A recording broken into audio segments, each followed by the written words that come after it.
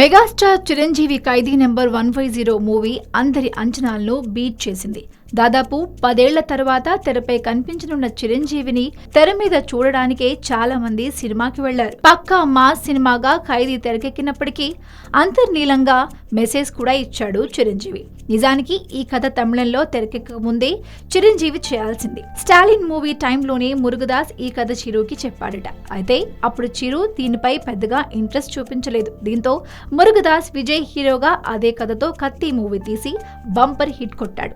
Reentry కోసం చూస్తున్న చిరంజీవి మళ్లీ అదే కథతో ఖైదీ నెంబర్ 150గా థియేటర్లోకి రావడం కాకతాళీయమే. ఇక తమిళంలో కత్తి సినిమా విడుదలైనప్పుడు చాలా మంది తెలుగు హీరోలు ఈ కథపై ఆసక్తి చూపించారు. చిరంజీవితో పాటు ఎన్టీఆర్, పవన్ కళ్యాణ్ లాంటి స్టార్ హీరోలు సైతం ఈ సినిమా రీమేక్ చేయాలనుకున్నారు. ఫైనల్ గా చిరంజీవి ఆ అవకాశాన్ని చేజిక్కించుకున్నారు. అయితే ప్రస్తుతం కొందరు ఈ సినిమా పవన్ చేయాల్సిందని అభిప్రాయపడుతున్నారు.